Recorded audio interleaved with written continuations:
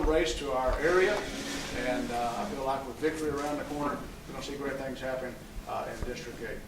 And so for the next few minutes, Senator Bingman. Thank you, Roger, and thank you for nice to see everybody here. I've got some of my family roots that come back to Okmulgee. So my father was born and grew up here, and so a lot of familiar faces that I see. So it's always nice to come back down here and say hi to everybody. And, really want to highlight Roger and the terrific job that he's been doing out campaigning and hearing really great things about Roger, and we'd really like to have him down in the state senate come November. So appreciate you all being here and listening to Roger, and would ask that you kind of spread the word and make sure we're trying to get people out to vote, get people excited to make sure how important it is, to know how important it is to exercise your right and go vote in November.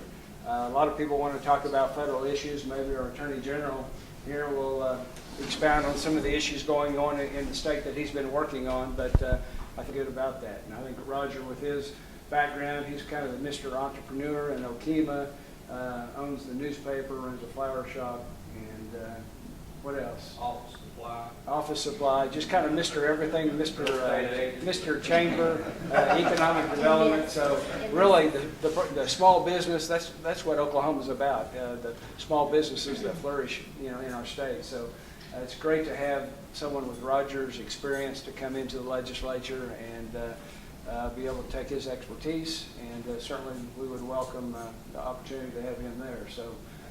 I know he's working hard, and with the help of you all, it's a good sign to see this kind of crowd at an event like this. So, Roger, keep up the good work, and anything we can do, just holler, which I know you will. So, this time I want to ask the Attorney General, Scott Pruitt. Scott, thank you for being here. And he's a former senator, state senator, has moved on to bigger and better things, but always glad to have him at an event, and we've worked well on many issues together, and we'll continue to do so. Thanks, Brian. And I think that, let's all give Brian a hand. Yeah. He did a great job for us. I think I may have spent time with Brian and served with him when he didn't have grandchildren.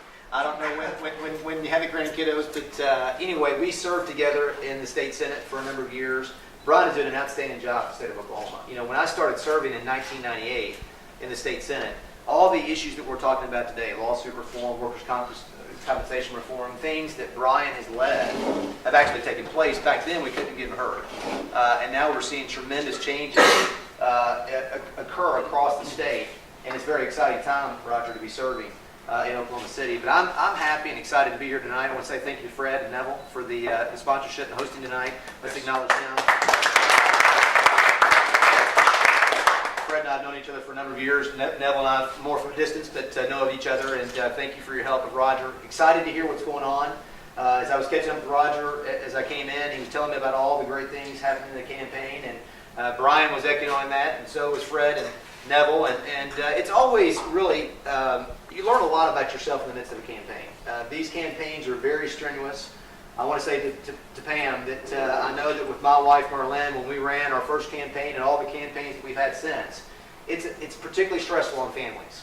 And I just want to say to both of you all, thanks for taking the time, the commitment to do what you're doing. And I would ask you all to pray for them. I mean, we're in the final stretch.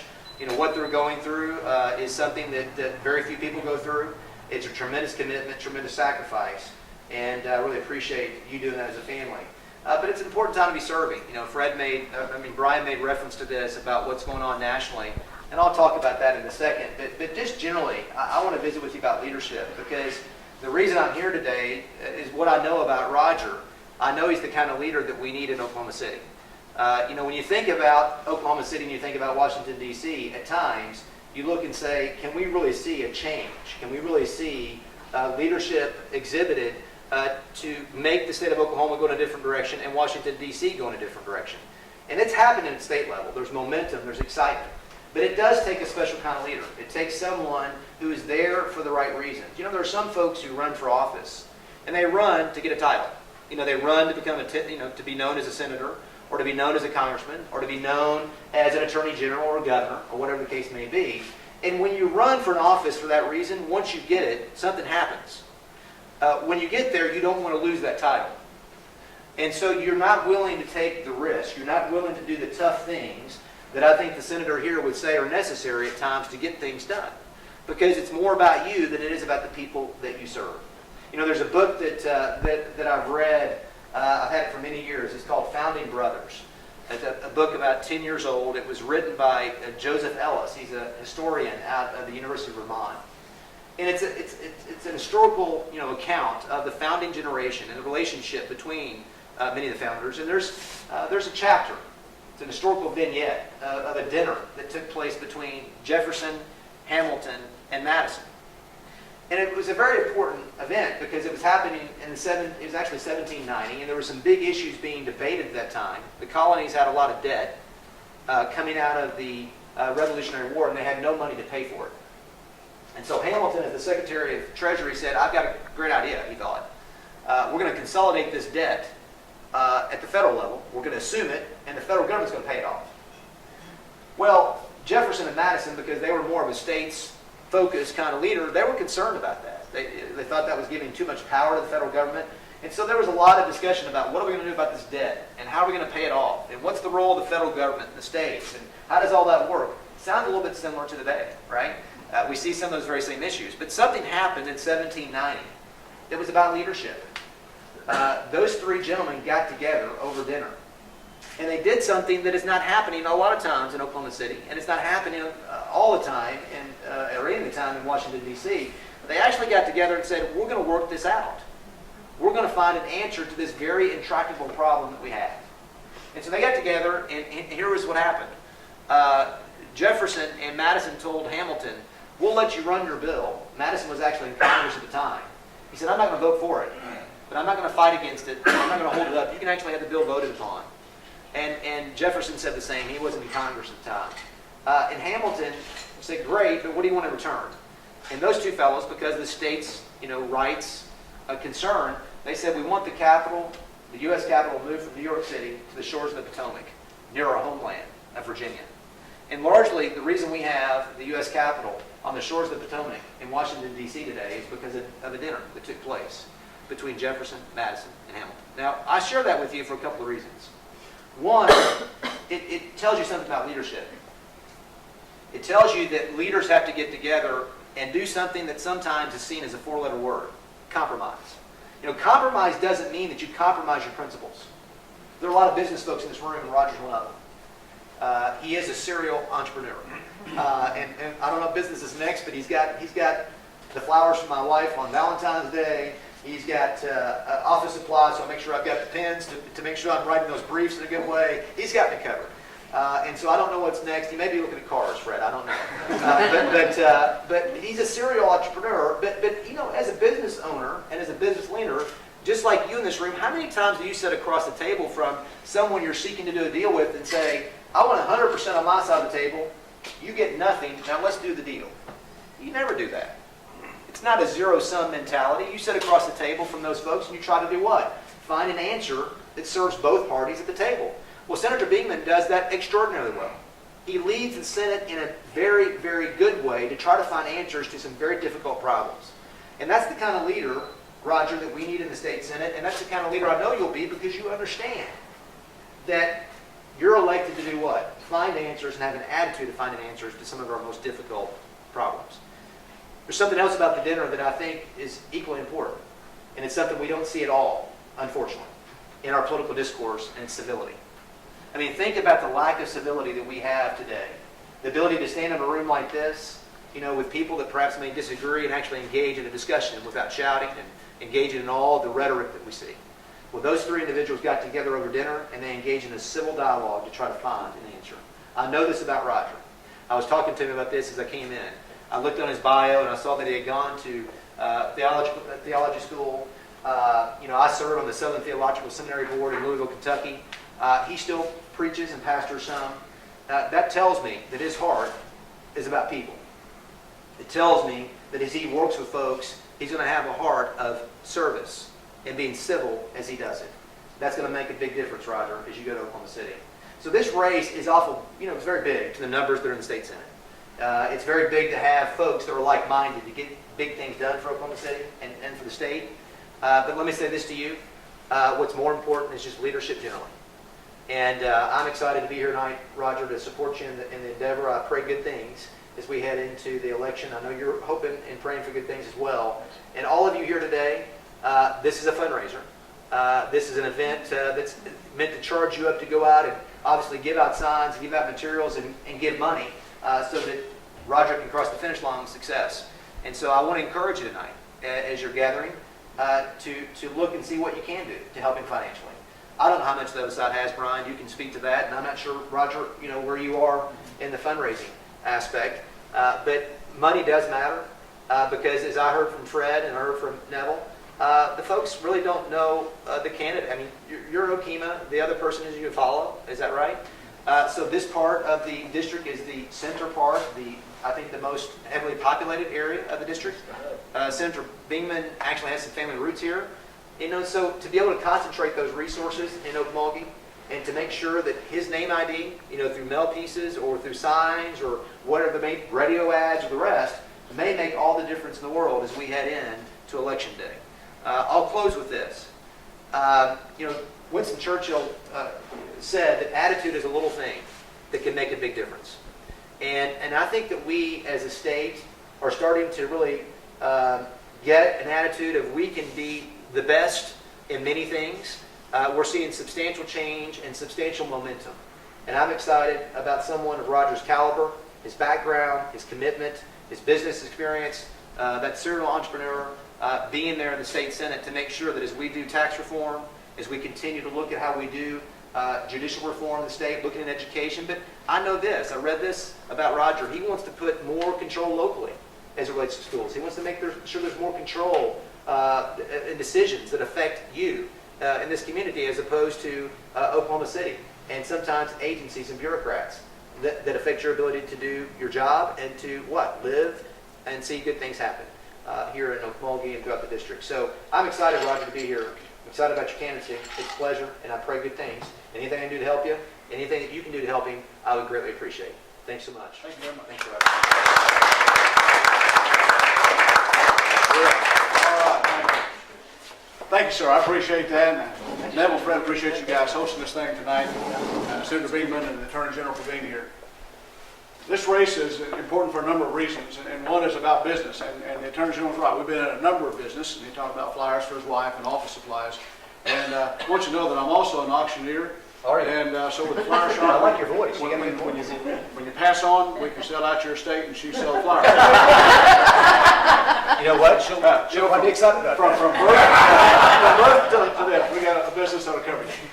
This is about business, and it's about a better way of life for rural Oklahoma. I was asking an interview from the Muskogee Phoenix, as a Republican, when you get up to 23rd and Lincoln, what's going to be the issue that you're going to be pushing for the Republican Party?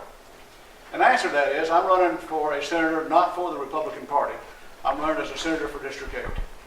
And in District 8, as you know, we're struggling with a lot of things. We're 4.7% unemployment on a state level. But in McIntosh County, well over 7%. In Okmulgee County, right at 7%. In Ofuskie County, over 6%. We need jobs.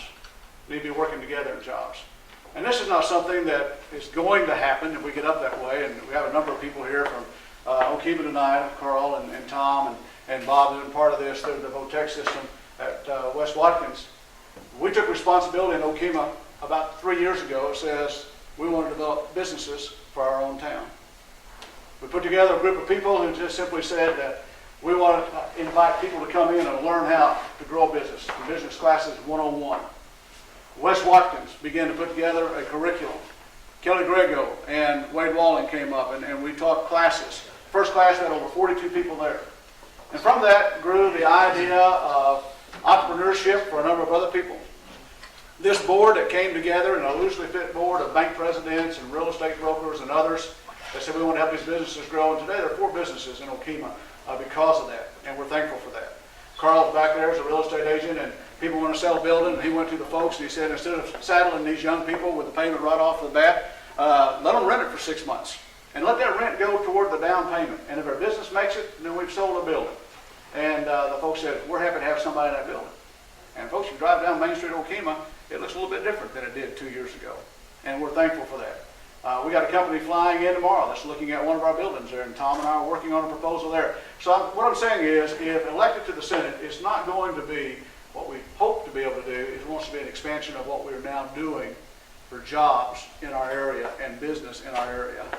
I am for local control. I'm for local school boards being in control of their own school, but at the same time for local responsibility, for them to take the responsibility. What I hear on a local level, we want to be in control until we don't want to be, then we're going to blame the state for doing it. And I think we want to be in local control and take the responsibility that goes with it and stand up and be a man or a woman about it and do what you need to do. I believe within rural Oklahoma, some of the best people that we can shake hands with. They're the salt of the earth that's out there. Also believe some things, and the Attorney General's here and he can set me straight, and I'm sure that he would not hesitate to do that. But with the Supreme Court ruling yesterday, or the absence of a ruling, and just kicking back to where that now that marriage is going to be redefined in the state of Oklahoma. And as a preacher, and as a man that lives here, believing in marriage defined by a husband and a wife, you've got to define it that way, and that's the way I define it, is that since it was under the 14th Amendment, that you're looking at a civil right issue. And it's going to come down, I believe, in years to come. As I talked to some folks today, one man said, I never thought we'd be talking about this now. But he said, the time is coming, and I concur with that, that in a few years, if they come to me as a preacher and I refuse to perform that wedding ceremony, I'm going to be in hot water. Number two, if churches refuse to do it, they're going to lose their tax-exempt status. And we're seeing a battle that's being fought now. And the state of Oklahoma is a place, and one of the reddest states in the union, that I would never thought we were going to be right here. And folks, it's time that we, whether we're Democrat, whether we're independent, or whether we're Republican, say we are made in the image of God, and we're going to stand up for God-fearing principles. That's what we need to be. God-fearing principles involve marriage with husband and wife. It involves being pro-life, but it also involves going to work and earning a living for your family. I have talked to several of those, including Congressman Mullen, and he's now taking it to Washington, and he's getting good feedback off the idea. I believe that those are on the welfare system today in Okemah, and we've checked with it. We've talked to some of our business owners. We have to pay $10 an hour to get people off the welfare system. $10 an hour, that's where we got to start. If you're in business, they're going to have to make you 3 times that amount of money, and before you're ever going to make any money. So I propose that we work with the Department of Human Services and others. Those are their talents. They come into the workforce, and the first month they pay $5 an hour, and I pay $5 an hour. Every month thereafter, I'll increase my wages to $6 an hour, to 7, to 8, to 9, to 10. After 6 months, they are off of welfare, and if they quit, and they just simply want to quit to go back on an easy paycheck, they can draw 0 benefits for 6 months. Encourage them to get off welfare and get back into the workforce and get dignity for their family and do things that are right. I'm not for raising the minimum wage. I believe that people today that are worth $10 an hour are being paid $10 an hour. I've got a lady that works in our office. I got into a bidding war with another business in town, and she's making in excess of $10 an hour because I have too many people that walk into my place of business today that can't even fill out an application. And that's another issue altogether we need to talk about. And we're not getting there tonight. But folks, people, there are jobs that are out there. And I want to be those that's going to help them to come. I've talked to a number of people, and I said the Department of Commerce, within the first year I'm there, will know me by my first name. The second year, they'll be calling me by other names. I want commerce in District 8. I want jobs in District 8. I want them in Okmulgee. I want them in Okemah. I want them in Eufaula and Shakota. We need quality jobs. And here's where we are. Senator Bingman's here tonight, and he's a rural senator, and he knows some of the struggles. I talked to Senator Treat and some of the other senators. When they walk across their district, they got 2 square miles. We walk across ours, it's 2,400 square miles. We're not talking about Democrat and Republican. We're talking about rural and urban. And if rural senators and representatives will band together, we'll make a difference. I talked to Representative Copeland. I like Steve a whole lot. I said, Steve, can I use your name publicly? And he said, absolutely. Steve's a hard-working guy. I believe Steve and I can work together to get a lot of things done for this area. Steve said, not only can you use my name publicly, he said, in this race, you're the only name I even recognize. And I appreciate that a great deal. Folks, if I'm elected to the state senate in District 8, I want you to know I want to be your senator in your area with the goals in mind. Number 1 goal is to protect the very values that you and I hold dear. Number 2 is that we bring jobs to our area, quality jobs. And quality jobs means a better way of life. Folks who got good paying jobs here, they're going to buy houses. They buy houses, finance them at the bank. They buy cars, helps the car business. They eat at restaurants. They just had a career day a while back on manufacturing. Realized for every 10 manufacturing jobs you bring to the area, it creates 1.7 other jobs at the very same time. We're going after Brahms and other retail. In reality, it's retail that follows manufacturing. Let's go get manufacturing and let's get them in here. I'm very thankful that our candidacy has been endorsed by the State Chamber of Commerce, by the National Federation of Independent Businesses, by the Tulsa Chamber, and because they recognize there is a need for business in our area. I received a check the other day from the Greater Oklahoma City Chamber. Said we're interested in backing people that are pro-business. And so folks, I'm pro-marriage, I'm pro-life, pro-business, and pro-Second Amendment. I'm just pro. And I'm ready to win on November the 4th. I need your help again. I've got brochures over here to be handed out. We've got signs, and as the two gentlemen talked about, we need name recognition. And so over the next 3.5 weeks, I need you telling everybody my name until they're sick of hearing it. They need to have my name on their mind when they go into that ballot booth, because that will make all the difference in the world. And so thank you for being here tonight. I'm sure you may have questions. If you do, I'll be happy to let the Attorney General answer them. That's nice. I would like to hear just a little bit from the Attorney General about what the Supreme Court did not do yesterday and how he feels like that may affect us, if you wouldn't mind. Yeah, I mean, your comment about pastors and churches with respect to what happened yesterday, you know, what's interesting about that is that we found out about a case many months ago that had been filed by a group in Wisconsin called the Freedom from Religion Foundation. And it's an atheist organization that sued a bishop, actually, in Wisconsin, and said that actually sued the IRS, said that the IRS should go out and take his tax-exempt status away because he had sent a letter to his parishioners leading up to the election in 2012, saying that he believes Scripture taught that life is precious. The sanctity of life was what his parishioners should vote upon. Didn't say the candidate, didn't say Republican, Democrat, didn't say choose this person or that person. Just simply said, as you go vote, it's my belief as you exercise your right to vote, this vote that you cast should be consistent with these biblical principles and Scripture. Well, this group sued the IRS saying that that person should be prosecuted, that that person should lose, and that church should lose their tax-exempt status. And what's troubling about it is the IRS, after that lawsuit was initiated in Wisconsin, actually settled the case, actually raised the white flag, raised their hands, and agreed to resolve the case and agreed to new guidelines and prosecuting churches for electioneering activities. And historically, actually since 1954, the way the IRS has looked at that is if a pastor gets in the pulpit and endorses Brian Bingman for an office, that violates the tax-exempt status that they have under the tax code. Candidate endorsement. However, with what happened in Wisconsin and these new set of guidelines, it is now feared that they're going to extend that to not just candidate endorsement, but content-based communications, electioneering, pro-life activities, same-sex marriage, and the rest. When a pastor gets up in the pulpit and says, Scripture says, that the IRS may come in and threaten to take away their see-through status. So what Roger's outlined tonight is not 10 years from now. It's not 5 years from now. It's upon us right now. And what happened yesterday, the Supreme Court didn't make a decision. I think it's important to know that they didn't make a decision. In fact, they chose not to make a decision. And their indecision has caused a great tumult across the country, because you have states and other parts of the country that are actually in the midst of litigation where courts are saying something different than the courts have said in Oklahoma and have said in other parts of the country. So you have this potential for division, and the Supreme Court didn't take the issue up. So it has put the states in a very difficult position. Welcome tonight. And, you know, I want you to know that this is not, the Supreme Court has said unequivocally, as recently as 2013, that the states have the responsibility, they are the ones that determine what constitutes marriage. So the state of Oklahoma defining marriage between a man and a woman was something the Supreme Court as recently as June of last year said that was the role of the state. But when this case came up before them yesterday, they chose not to engage, and as such, there's great, I think, confusion at this point. So, Roger, you're very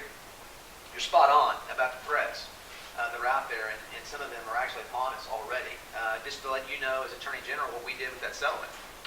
I've actually sent a letter to the IRS commissioner demanding a copy of the settlement that they entered into with this organization to advise the state of Oklahoma and to advise states across the country that if they've adopted new guidelines, if they're trying to extend their enforcement power to come in and prosecute pastors for content, then they need to let the world know that. They need to let the states know that, because that's inconsistent with the law, it's inconsistent with statute. And I will say this to you, if that's what they've done, we'll take them on. But we're trying to get the information. So you're very right to be concerned about that. Thanks, Roger. I appreciate that. And as I look at the 14th Amendment, I don't see marriage as being a right, I see it to be a privilege. That's, again, where I am. Folks, I appreciate you being here tonight. As folks come in, I want to get around and visit with all of you. So our Senator Bingman and Attorney General, I know y'all want to visit with them, and so we'll just kind of visit for a while. But thank you for being here.